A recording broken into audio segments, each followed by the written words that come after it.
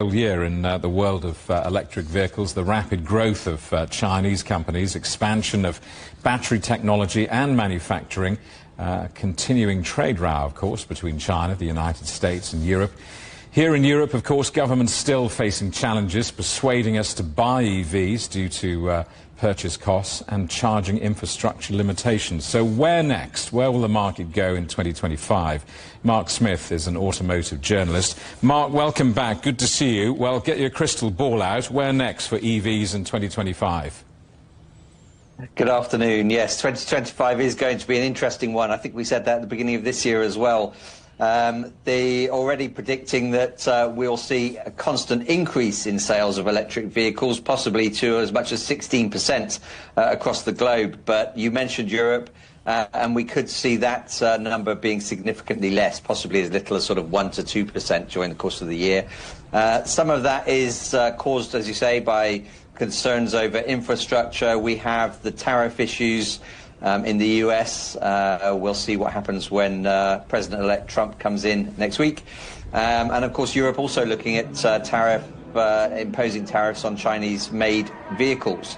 And that is very much not so much, well, I suppose the threat, really, for the legacy automakers across the world are the Chinese automakers and how they are making such significant inroads, either directly with their own brands or through mergers and acquisitions. Well, let's talk about those, because just now, of course, we're watching the merger, or perhaps the potential merger of Nissan and Honda. I mean, do you see more of this consolidation, more of these partnerships emerging to try and counter China's dominance in the EV market? And how straightforward are these shotgun marriages?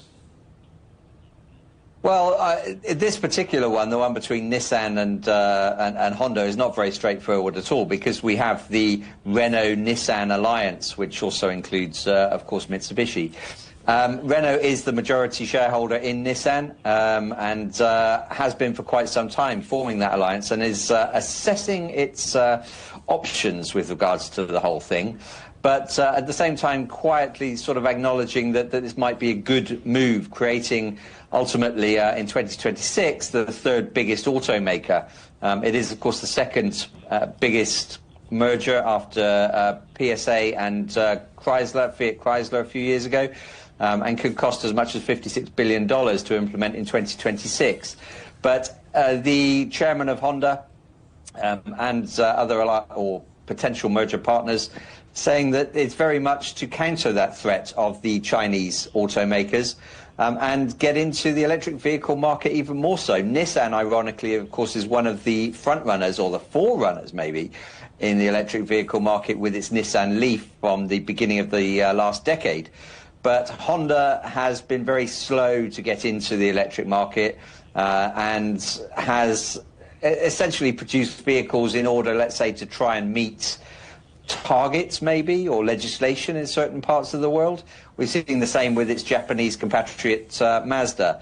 And they really need to, if we are going to see this big expansion in electric vehicles, they need to up their game, and they know it, and this is how they plan to do it. Car bores like us, of course, get carried away with the twists and turns of the auto industry, but there's something else happening around the world, isn't there? And it's the AntiAr Movement. Cities globally becoming increasingly concerned about their environmental damage, but also there's something else going on, the cost, and a whole generation of people finding that EVs and other cars are simply too expensive to buy and run. Is the industry concerned about this anti-car movement? Yes, the industry is understandably concerned, and it's looking to government for assistance. In the UK, for example, of course, there is this review of the ban on sales of new petrol and diesel cars, and it has cost the car industry, both manufacturers and importers, millions during 2024 to discount electric vehicles in order to meet zero-emission vehicle targets, which we could see also being changed in some of the years ahead. Micro-mobility is a big topic, and in a few days' time we'll be seeing the big consumer electronics show in Las Vegas, CES, and we'll be seeing even more solutions to bring forward ideas for people in urban centres and cities around the world to help them with their sort of last mile getting around. Once you get off a train, how you get to your destination, whether it's e-scooters, ride sharing, or other forms of transportation. And cities are doing it, but the problem is a lot of cities are very old and their infrastructure is old, and in order to upgrade to cope with some of the new and latest technology requires significant investment at a time when cost pressures are very high. Mark, good to see you. Thank you for that. Mark Smyth, the automotive journalist, talking to us from Bristol.